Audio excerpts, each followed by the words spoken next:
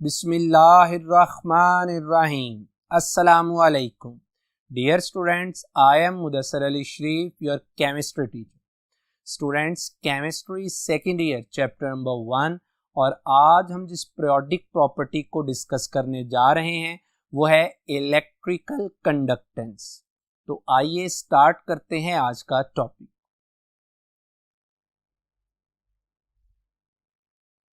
जी students, topic है electrical conductance. सबसे पहले देखते हैं कि इलेक्ट्रिकल कंडक्टेंस जो टाइटल में मौजूद दो टर्म्स हैं, इनका मतलब क्या है।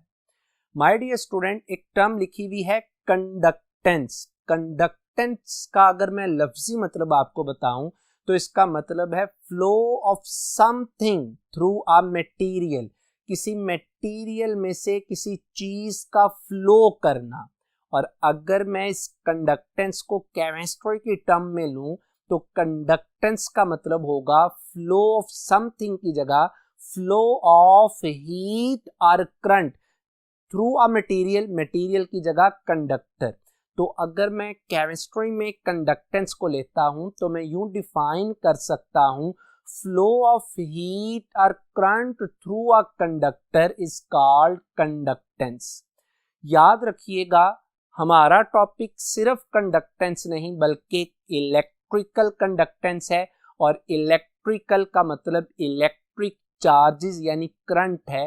तो गोया आज के लेक्चर में हम जो कंडक्टेंस डिस्कस करेंगे वो कंडक्टेंस होगी करंट की, जिसे हमारी बुक पे टाइटल दिया गया electrical conductance. My dear student, define हम ऐसे कर सकते हैं इलेक्ट्रिकल कंडक्टेंस को, the ease with which the electric current flows through the conductor. ई से मुराद है सलाहियत। ये वो सलाहियत है किसी कंडक्टर की जिसकी वजह से, जिससे उस कंडक्टर में इलेक्ट्रिक करंट क्या करता है, फ्लो करता है। माय डियर स्टूडेंट्स, याद रखिएगा इलेक्ट्रिकल कंडक्टेंस को हम रिप्रेजेंट करते हैं कैपिटल जी से। और अगर मैथमेटिकली इसका फार्मूला लिखना चाहें तो याद रखिएगा इलेक्ट्रिकल कंडक्टेंस बराबर है 1 रेजिस्टेंस की। तो इस फार्मूला से आप इलेक्ट्रिकल कंडक्टेंस का यूनिट भी ड्राइव कर सकते हैं। रेजिस्टेंस का यूनिट आप सबको पता है, आपने फिजिक्स में चैप्टर नंबर 13 में पढ़ा है, रेजिस्टेंस का यूनिट ओहम है। तो फिर इलेक्ट्रिकल कंडक्टेंस का यूनिट क्या बनेगा, पर ओहम, या आप इसे सीमेन भी लिख सकते हैं कैपिटल एस से, और यही इसके एसआई यूनिट्स भी। माय डियर स्टूडेंट्स, याद रखिएगा कि जो इलेक्ट्रिकल कंडक्टेंस है that is the property of an object. इसी के पैरेलल मैं आपसे एक और बड़ी इंपॉर्टेंट टर्म डिस्कस करने लगा हूं जो कंडक्टेंस से रिलेटेड है, that is electrical conductivity. My dear students, physics के स्टूडेंट होने की हैसियत से तो आपको अच्छे से मालूम होगा इन दोनों में फर्क। मैं आपको फिर ये रिवाइज कर देता हूं कि इलेक्ट्रिकल कंडक्टेंस और इलेक्ट्रिकल कंडक्टिविटी में फर्क है, गोया दोनों बहुत क्लोजली रिलेटेड है। इलेक्ट्रिकल कंडक्टिविटी क्या है? It is the resistance per unit length और per unit volume of a conductor. ये पर यूनिट लेंथ में किसी कंडक्टर की क्या है, रेजिस्टेंस है। किसके लिए? For the flow of electric current. और my dear students, electrical conductivity को सिग्मा से रिप्रेजेंट किया जाता है, और अगर इसको मैथमेटिकली फार्मूले की शक्ल में लिखें तो ये जो सिग्मा है electrical conductivity that is equal to 1 resistivity, और इसका यूनिट भी मैंने आपके सामने रख दिया जो कि बनता है ओहम पर मीटर या सीमेन पर मीटर। और याद रखिएगा कि जो इलेक्ट्रिकल कंडक्टिविटी है that is the property of material. यानी अगर आप किसी यूनिट लेंथ में रेजिस्टेंस को मेजर करते हैं तो that is called electrical conductivity. और अगर आप ये कहते हैं कि हमारे पास कोई भी ऑब्जेक्ट है, आपने उसकी लेंथ को, उसकी उसके वॉल्यूम को मेंशन नहीं किया तो हम टर्म यूज करते हैं electrical conductance. My dear students, याद रखिएगा कि जो इलेक्ट्रिकल कंडक्टेंस है that depends upon the resistance of conductor, कि कंडक्टर इलेक्ट्रिक करंट को फ्लो करने के लिए कितनी रेजिस्टेंस प्रोवाइड करता है। इसी तरह से मैंने डिपेंडेंस लिख दी इलेक्ट्रिकल कंडक्टिविटी की। गोया ये दोनों टर्म्स एक दूसरे से रिलेटेड हैं, एक दूसरे के करीब हैं। एक चीज याद रख लीजिए, मैंने जानबूझ के आपके सामने जिक्र किया इलेक्ट्रिकल कंडक्टिविटी का। क्यों? क्योंकि अगर किसी मटेरियल की इलेक्ट्रिकल कंडक्टिविटी हाई होगी तो याद रखिएगा उस मटेरियल की, उस ऑब्जेक्ट की इलेक्ट्रिकल कंडक्टेंस भी क्या होगी, ज्यादा होगी। तो गोया आज हमने अपने लेक्चर्स में तो इलेक्ट्रिकल कंडक्टेंस को डिटेल से डिस्कस करना है, लेकिन मैं एग्जांपल्स के तौर पर आपको इलेक्ट्रिकल कंडक्टिविटी भी उन ऑब्जेक्ट्स की देता जाऊंगा ताकि हमारा कॉन्सेप्ट अच्छे से क्लियर हो जाए। माय डियर स्टूडेंट्स, ये तो दोनों में मैंने आपको थोड़ा कंपैरिजन करवा दिया।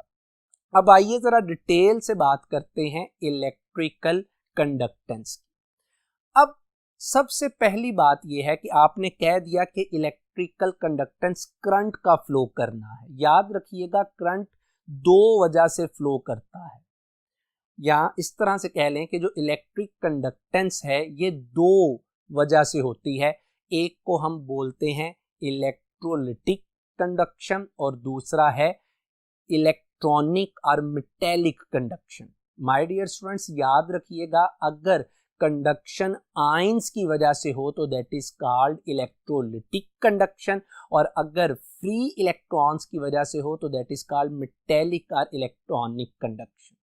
आज का जो हमारा लेक्चर है, जो जिसमें हमने इलेक्ट्रिकल कंडक्टेंस को डिटेल से डिस्कस करना है, उसमें हम कंडक्शन को, फ्लो ऑफ करंट को डिस्कस करेंगे with respect to the electrons, यानी फ्री इलेक्ट्रॉन के लिहाज से जो कंडक्शन। तो माय डियर स्टूडेंट्स, मैं आपको यहाँ पे एक और बात बता दूं। ये तो मैंने क्लियर कर दिया कि हमने आयंस की वजह से नहीं पढ़नी बल्कि फ्री इलेक्ट्रॉन्स की वजह से पढ़नी। कुछ फैक्टर्स हैं जो इलेक्ट्रिकल कंडक्टेंस को इफेक्ट करते हैं, यानी फैक्टर्स अफेक्टिंग इलेक्ट्रिकल कंडक्टेंस। इनमें जो सबसे इंपॉर्टेंट फैक्टर है वो है टेम्परेचर, जो आपने केमिस्ट्री में भी फर्स्ट ईयर में चैप्टर नंबर 4 में पढ़ा।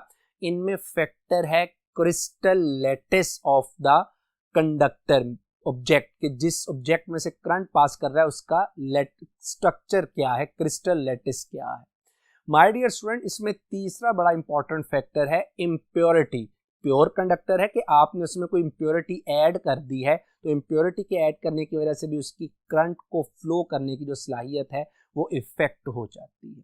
बहरहाल ये तीन कुछ इंपॉर्टेंट फैक्टर थे जो मैंने आपके सामने रखे। अब चूंकि मैंने हमसे डिसाइड कर लिया कि हमने इलेक्ट्रिकल कंडक्टेंस पढ़नी है, ये इलेक्ट्रिकल कंडक्टेंस हमने पढ़नी है फ्री इलेक्ट्रॉन्स की वजह से, और मैंने आपको इसके फैक्टर्स भी बता दिए। जब मैंने आपसे कहा कि हमने इलेक्ट्रिकल कंडक्टेंस फ्री इलेक्ट्रॉन्स की वजह से पढ़नी है, तो मैं अब ये बात कह सकता हूं कि one of the most familiar property of metal is electrical conductance, यानी जो इलेक्ट्रिकल कंडक्टेंस है ये मोस्ट फैमिलियर प्रॉपर्टी है, one of the most familiar property है किसकी, मेटल्स की। सर क्यों मेटल्स की मोस्ट फैमिलियर प्रॉपर्टी है? इसकी दो वजूहात हैं। एक है कि मेटल में क्या होती है, presence of loosely bound valence electrons, यानी उसके आउटर मोस्ट शेल में लूजली बाउंड क्या होते हैं, इलेक्ट्रॉन्स। और दूसरी बात उसकी ये है ease of the movement of the free electrons. गोया ये बात अब एक और तय हो गई कि मेटल्स अगर अच्छी कंडक्टर हैं, या अगर कोई एलिमेंट आज के टॉपिक में ये क्लेम करता है कि वो अच्छा कंडक्टर है, तो उसको एक नहीं बल्कि दो कंडीशन सेटिस्फाई करना पड़ेंगी। एक तो उसके पास लूजली बाउंड, फ्रीली मूव करने वाले क्या होने चाहिए, वैलेंस इलेक्ट्रॉन्स, और दूसरा उन इलेक्ट्रॉन्स की इजीली मूवमेंट होनी चाहिए, यानी उनका क्रिस्टल स्ट्रक्चर ऐसा हो कि जिसमें इलेक्ट्रॉन्स इजीली क्या कर सकें, मूव कर सकें। अगर फ्री इलेक्ट्रॉन्स तो हैं, अगर उनको स्ट्रक्चर अलाउ नहीं करता कि वो मूव नहीं कर सकते तो याद रखिएगा उसकी कंडक्टेंस भी इतनी अच्छी नहीं होगी। तो मेटल्स अच्छी इलेक्ट्रिकल कंडक्टेंस शो करती हैं, तो उसकी वजह ये है। आज के लेक्चर में मैंने लंबी चौड़ी बात नहीं करनी, आज के लेक्चर में मैंने आपके साथ टोटल 6 पॉइंट्स डिस्कस करने हैं। इन पॉइंट्स को वन बाय वन हम देखते जाएंगे through the examples of electrical conductivity, क्योंकि अगर कंडक्टिविटी हाई है तो कंडक्टेंस भी हाई होगी और यूं हमारा टॉपिक कंप्लीट हो जाएगा। सबसे पहला पॉइंट जो मैं आपके सामने डिस्कस करने लगा हूं कि याद रखिएगा the electrical conductance of metals in first A group and second A group generally increases down the group. यानी जो मेटल्स हैं खास तौर पर फर्स्ट ए और सेकंड ए ग्रुप की, इनकी जो इलेक्ट्रिकल कंडक्टेंस है ये डाउन द ग्रुप क्या करती है, इंक्रीज करती है। और इनके इंक्रीज करने की वजह क्या है?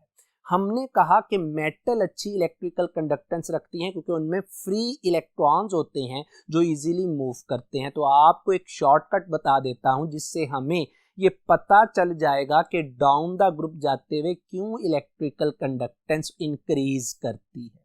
माय डियर स्टूडेंट्स, याद रखिएगा कि इलेक्ट्रिकल कंडक्टेंस डायरेक्टली प्रोपोर्शनल है मेटेलिक करैक्टर के। जो एलिमेंट जितना ज्यादा मेटेलिक होगा उसकी इलेक्ट्रिकल कंडक्टेंस उतनी ज्यादा होगी। और आपने ये भी पढ़ा है कि मेटेलिक करैक्टर इनवर्सली प्रोपोर्शनल है आयोनाइजेशन एनर्जी के। गोया जब आप किसी ग्रुप में मेटल्स के टॉप टू बॉटम जाते हैं तो साइज के बढ़ने की वजह से आयोनाइजेशन एनर्जी कम हो जाती है, जिसकी वजह से इलेक्ट्रॉन इजीली लूज हो जाता है, जिसकी वजह से मेटेलिक करैक्टर इंक्रीज कर जाता है और इलेक्ट्रिकल कंडक्टेंस भी इंक्रीज कर जाती है। लेकिन इसमें एक और बात, ये तो जनरल ट्रेंड था, मैंने विद रीजन बता दिया, लेकिन याद रखिएगा कि however the trend is not free from the individual variation in the elements। यानी जनरली तो इलेक्ट्रिकल कंडक्टेंस इंक्रीज करती है, लेकिन इसमें कुछ एक्सेप्शंस भी हैं, इंडिविजुअल वेरिएशंस भी हैं। जैसा कि मैंने क्या किया, आपके सामने एक टेबल रखने की कोशिश की जिसके एक कॉलम में मैंने alkali metal lithium, sodium, potassium, rubidium और सीजियम को लिख दिया और दूसरे कॉलम में इलेक्ट्रिकल कंडक्टिविटी लिख दी, क्योंकि इसी से हमें आइडिया हो जाएगा कंडक्टिविटी पर यूनिट लेंथ है और जो कंडक्टेंस है ये किसी भी लेंथ की हो सकती है। अगर आप इस टेबल में गौर करें तो यकीनन आपको अंदाजा होता है कि लिथियम से सोडियम पर जाते हुए टॉप टू बॉटम वाकई ही electrical conductance, electrical conductivity increase करती है, लेकिन जैसे ही आप सोडियम से ऑनवर्ड पोटासियम, रुबिडियम, सीजियम की तरफ जाते हैं तो कंडक्टेंस डिक्रीज कर जाती है। ये वही बात है जो पहले पॉइंट में लिखी है कि एक्सेप्शंस मौजूद। सर क्यों? क्या रुबिडियम, सीजियम अच्छी मेटल नहीं, बल्कि ये तो ज्यादा अच्छी मेटल है लिथियम और सोडियम से, तो फिर क्यों इनकी इलेक्ट्रिकल कंडक्टिविटी कम है? तो माय डियर स्टूडेंट्स, इसकी वजह फिर वही है कि नो डाउट इनमें इलेक्ट्रॉन्स तो मौजूद होंगे, लेकिन इनका क्रिस्टल स्ट्रक्चर इन्हें अलाउ नहीं करता कि वो इजीली क्या कर सकें, फ्लो कर सकें। जब वो इजीली फ्लो नहीं कर पाते तो इसका मतलब है कि वो अच्छे इलेक्ट्रिकल कंडक्टेंस भी शो नहीं करते। इसी में माय डियर स्टूडेंट एक सेकंड ए ग्रुप अल्कलाइन अर्थ मेटल की मिसाल ले लीजिए। अगेन मैंने आपके सामने एक तरफ alkaline earth metal beryllium, magnesium, calcium, strontium रख दी और दूसरी तरफ मैंने इनकी इलेक्ट्रिकल कंडक्टिविटी इन सीमेन पर मीटर रख दी। तो इसमें भी एक्सेप्शन है और एक्सेप्शन की वजह यही है कि मेटल्स हैं, इलेक्ट्रॉन्स भी हैं, फिर भी कंडक्शन शो नहीं कर रही, तो इनका क्रिस्टल स्ट्रक्चर इन्हें अलाउ नहीं करता। यहाँ पे ना एक इंटरेस्टिंग बात मैं आपसे करता चलूं माय डियर स्टूडेंट्स। हमने ये कह दिया कि मेटल अच्छी इलेक्ट्रिकल कंडक्टेंस की मालक हैं क्योंकि उनमें फ्री इलेक्ट्रॉन्स हैं। तो सर आम हम घरों में भी तो मेटल्स, आयरन रॉड्स यूज करते हैं या आप वॉच, घड़ी इस्तेमाल करते हैं, तो ये भी तो मेटल का इसका डायल बना हुआ होता है। तो सर हमें तो इसमें फ्री इलेक्ट्रॉन्स हैं, तो ये जब हम अपने रिस्ट में पहनते हैं तो फ्री इलेक्ट्रॉन होने की वजह से हमें करंट फील होना चाहिए, पर ऐसा नहीं होता। माय डियर स्टूडेंट्स, क्यों नहीं होता? अगर आप अपनी घड़ी को ही गौर से देखें तो नो डाउट वाकई ही इसके अंदर फ्री इलेक्ट्रॉन्स मूव हैं, लेकिन जब ये फ्री इलेक्ट्रॉन्स मूव हैं, आपने एक्सटर्नल सर्किट अप्लाई नहीं किया हुआ, तो इन इलेक्ट्रॉन्स की रैंडम मोशन है। आप यूं समझ लीजिए कि अगर 10 इलेक्ट्रॉन राइट से लेफ्ट जाते हैं तो 10 ही लेफ्ट से क्या मूव करते हैं, राइट साइड पर मूव करते हैं। गोया ये एक दूसरे के इफेक्ट को क्या कर देते हैं, कैंसल, और हमें करंट फील नहीं होता। लेकिन अगर इसी फ्री इलेक्ट्रॉन्स को आप एक्सटर्नल फील्ड अप्लाई कर देते हैं तो फिर इनको एक डायरेक्शन, एक फ्लो मिल जाती है। यानी अब जितने लेफ्ट से राइट और राइट से लेफ्ट थे, अब ऐसा नहीं होगा। बैटरी के अटैच करने से एक डायरेक्शन मिलती है और हमें फिर करंट का क्या होता है, एहसास। तो गोया अगर फ्री कोई रॉड पड़ा है, आपने बैटरी अटैच नहीं कही, तो करंट, इलेक्ट्रॉन होने के बावजूद भी करंट फील नहीं होगा, क्योंकि जितने राइट से लेफ्ट उतने ही लेफ्ट से राइट आते हैं, एक दूसरे के इफेक्ट को कैंसिल कर देते हैं। तो ये गोया एक आपके इंटरेस्ट के लिए था। यहां पे हमारा एक पॉइंट भी कंप्लीट हो जाता है। सेकंड पॉइंट याद रखिएगा कि कॉइनेज मेटल, जिसे आप इनर्ट मेटल भी बोलते हैं, जिसे आप करेंसी मेटल्स भी बोलते हैं, have extra ordinary high electrical conductance. Coinage metal आपको पता है कि पीरियोडिक टेबल का फर्स्ट बी ग्रुप है कॉपर, सिल्वर और गोल्ड। और मैंने आपके इंटरेस्ट के लिए अगेन एक कॉलम में इनका लिख दिया, एलिमेंट लिख दिया, कॉइनेज मेटल लिख दी, और दूसरे कॉलम में इनकी इलेक्ट्रिकल कंडक्टिविटी। और ये तीनों मेटल्स की पूरे पीरियोडिक टेबल में सबसे ज्यादा इलेक्ट्रिकल कंडक्टिविटी, और तीनों का आपस में कंपेयर करें, ये एमसीक्यू भी आपके पास, तो सबसे ज्यादा इलेक्ट्रिकल कंडक्टिविटी किसकी है, सिल्वर की। माय डियर स्टूडेंट्स, आइए जरा थर्ड पॉइंट देखते हैं। याद रखिएगा कि non metals specially of 6th A and 7th A groups have low values of electrical conductance, so they can be regarded as insulators। यानी ये नॉन मेटल्स हैं, इनमें फ्री इलेक्ट्रॉन नहीं, इनकी इलेक्ट्रिकल कंडक्टेंस इतनी कम होती है कि हम इन्हें इंसुलेटर के तौर पर ट्रीट कर सकते हैं। मैंने आप, नॉन मेटल है ना, फ्री इलेक्ट्रॉन नहीं, तो मैंने आपके इंटरेस्ट के लिए चंद एक 6th A और 7th A ग्रुप की नॉन मेटल्स की इलेक्ट्रिकल कंडक्टिविटी रख दी, और आप देख सकते हैं कि ये एक्स्ट्रा ऑर्डिनरी क्या है, लो। फोर्थ पॉइंट है हमारे पास कि in transition series values of electrical conductance vary so abruptly that we can not make any general trend. यानी मैंने ये कहा कि जो ट्रांजिशन एलिमेंट्स हैं, जैसा कि आप मॉडर्न पीरियोडिक टेबल में देख सकते हैं कि ट्रांजिशन एलिमेंट्स में दो ब्लॉक शामिल हैं, एक डी और एफ। मैंने ये कहा कि इनमें इलेक्ट्रिकल कंडक्टेंस की वैल्यू इतनी एब्रप्टली, बेतरतीबी से चेंज होती है, कहीं पे कम है, कहीं पे ज्यादा हो रही है, कि हम कोई जनरल ट्रेंड नहीं बना सकते। यानी हम ये नहीं कह सकते कि टॉप टू बॉटम इंक्रीज करती है या डिक्रीज, या लेफ्ट राइट इंक्रीज करती है या decrease. No general trend for the transition elements.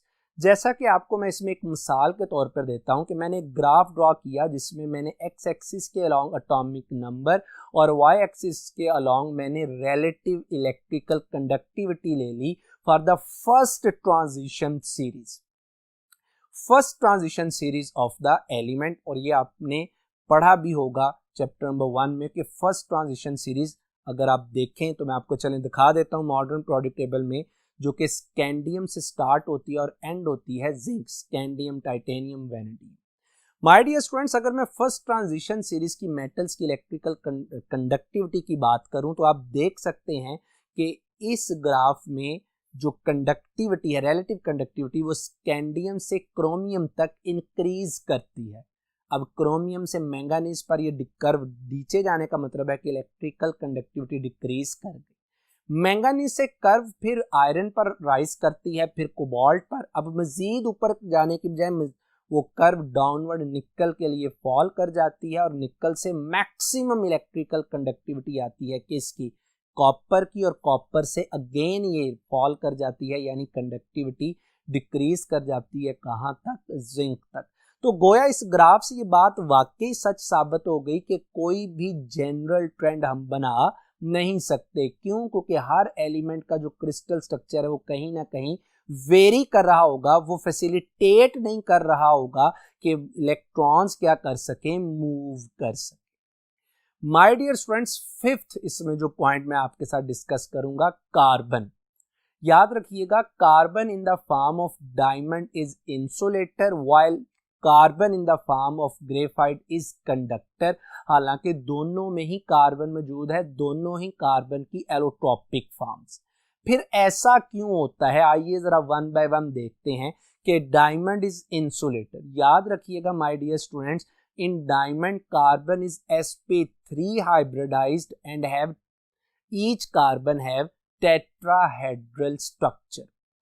sp3 hybridized है, टेट्राहेड्रल स्ट्रक्चर है, हर कार्बन मजीद 4 कार्बन के साथ सिग्मा बॉन्ड के जरिए से जुड़ा है and sigma bonds are highly stable and localised.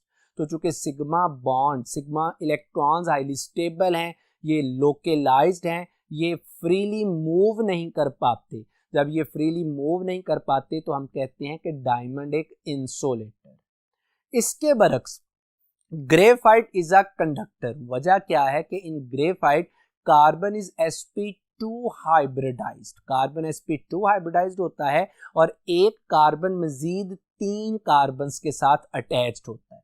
जो fourth unhybrid orbital p orbital होता है, इसमें मौजूद जो इलेक्ट्रॉन है ये क्या करता है, पाई बॉन्डिंग करता है। अब आपको पता है कि पाई बॉन्ड वीकर है, पाई बॉन्डिंग करता है between 2 carbon atoms and pi bond में मौजूद इलेक्ट्रॉन्स इजीली क्या कर सकते हैं, फ्लो कर सकते हैं। ग्रेफाइट में hexagonal rings of carbon atom होते हैं और इन रिंग्स के पैरेलल इलेक्ट्रॉन्स क्या करते हैं, मूव, और हम कहते हैं कि ग्रेफाइट क्या बन जाता है, कंडक्टर, जबकि डायमंड इंसुलेटर। तो ये वजह है कि ग्रेफाइट एक कंडक्टर है और डायमंड क्या है, इंसुलेटर। आखिरी पॉइंट आज के टॉपिक का, याद रखिएगा कि elements of fourth A group, lower elements of fourth A group जैसा कि tin and lead have fairly high values of electrical conductivity. इनकी हाई वैल्यूज होती हैं इलेक्ट्रिकल कंडक्टिविटी, इसकी इतनी हाई है कि their values are comparable to their counterparts of the first A group. पहले तो ये देख रहे हैं कि काउंटर पार्ट से क्या मुराद है।